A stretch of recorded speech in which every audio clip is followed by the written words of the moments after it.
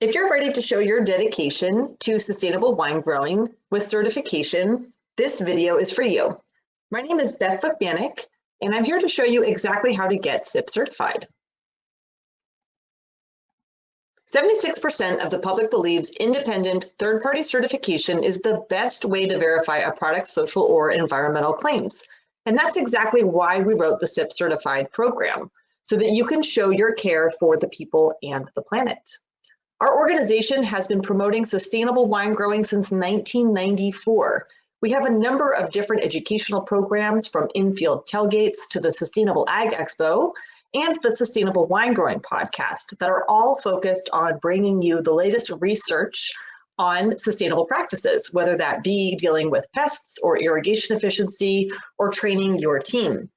We wrote the first self-assessment for sustainable wine growing in 1996, and that evolved into what is now SIP certified in the early 2000s.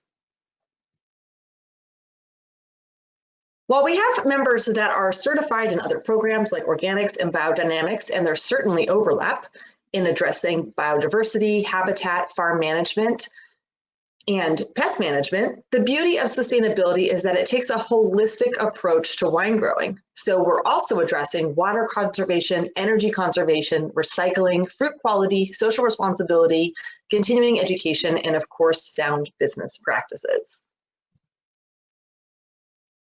And we want to support you in sharing your message of sustainability. We have a great e-newsletter that reminds you and gives you tips on how to complete the certification program, along with another great newsletter with marketing tips so that you can incorporate sustainability into your own branding, calendars to keep you on track. We're always available to host staff training so that they can also talk about your certification, lots of marketing materials to order and download, and we love engaging with you on social media. We're on Facebook and Instagram at SIP Certified. Within SIP Certified, there's 3 different ways that you can earn the certification. We certify properties and products. On properties, you can certify your vineyard and or your winery. And with products, you certify the wine, and that means putting the logo on the bottle. Any wine can carry that logo on the bottle when it's made with at least 85% SIP certified fruit, and that can be estate or purchased. Certifications for wines happen throughout the year as bottling occurs, and it will require an audit that looks at block to bottle documentation. These audits usually take 1 or 2 hours, depending on how many wines are on the application. The inspector will ask for documentation for 20% of those, and those fees are paid directly to the inspector, and they range between $100 and $175 an hour. Licensing fees are on a per case basis, and that would be for your annual production, and those are paid once certification is completed. For vineyards and wineries, this certification cycle is on an annual basis. It starts December 1st and runs through November 30th of the following year. Inspections take place between June 1st and July 15th. The eligibility meeting, where the Certification Advisory Committee reviews those inspection reports, is in August. And for all properties that are eligible, they'll get notification in the fall. Certification is granted with payment of certification fees. Renewals happen on December 1st. And then there's a couple of pieces of documentation that are due by December 15th each year. That's noise testing for wineries, pesticide use reports, and nitrogen and water use, which is Chapter 14 for vineyards. For anyone certifying a vineyard or a winery, inspections happen in 3 cycles. So the very first year you're in the program, you would be considered a full cycle 1 or a new inspection. Those take between 8 to 12 hours, depending on how large your property is and how prepared you are. We always recommend that you have all of the documentation ready and complete in the database before your inspector starts that portion of the review. In addition to reviewing all of your documentation, they will come on site and walk around the property for a visual verification. In cycles 2 and 3, there's a couple of different types of inspections you could have: documentation, documentation on-site, or impromptu. These all take around 2 to 4 hours. Documentation is done completely off-site, so you will update certain practices in the database that would change annually. For example, showing your new 20 hours of continuing education. Those with a documentation on-site do those questions and additionally have an on-site inspection. And impromptus are essentially the same as a documentation and on-site, except you'll have at least 48 hours notice in advance of that inspection. Once you've gone through the full 3 cycles, you're back at cycle 1 again. And in following years, the number of hours that it takes to complete the audit does go down. So you're looking at about 5 to 6 hours to complete the inspection once you've already been in the program a few years. In terms of overall time to document the standards, the first year is about 80 hours, and subsequent years you'll spend about 20 hours maintaining your certification.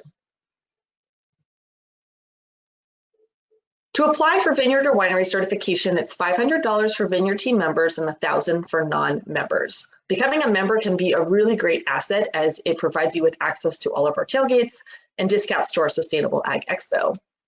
As with the wine certification, your inspector costs are paid directly to the inspector so that there's no conflict of interest with our program. And then licensing fees, which are invoiced in the fall in August every year, are based off of the size of your property. So that's either acres for the vineyard or total gallon capacity, which is tanks and barrels at the winery. Now let's check out the database where you will document all of your practices for the vineyard and winery.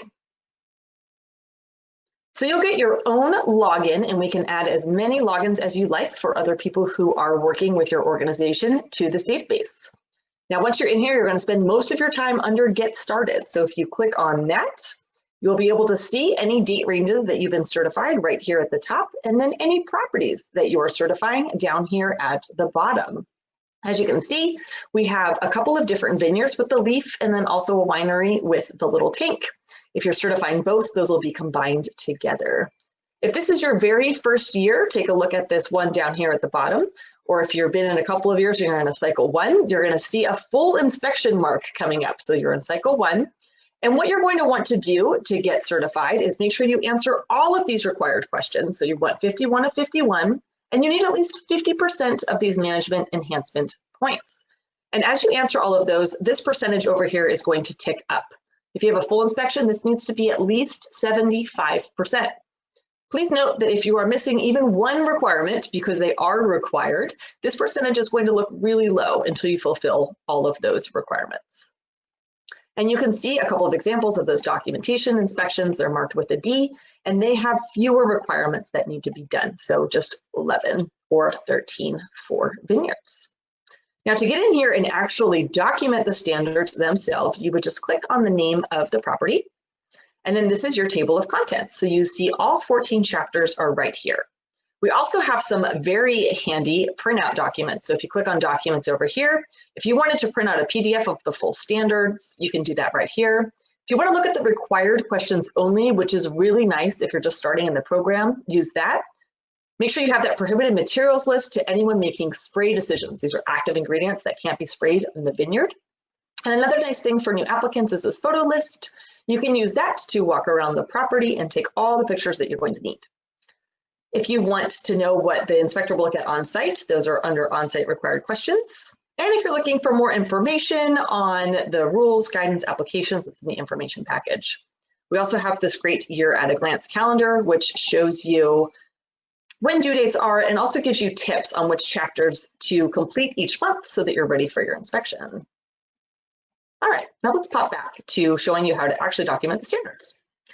If you click on chapter 1, you will see there's also subchapters on the left. Click one of those. And in here, you'll see the requirement questions listed at the top always, and enhancements come down later. Enhancements also have point values. So all you have to do once you're in here is review the actual standard itself so you know what you need to submit. You can add files from your computer by clicking or dragging and dropping. You can type in answers down here. And if you enter information into this date box, this will help flag you for standards that have updates on different timelines. So something that might be due again in 3 years, the database will flag you if this is here. And before you navigate away, make sure you always scroll down to the bottom of the page and click Save and Continue, which moves you onto the next section. And that is a quick 101 on how to get SIP certified.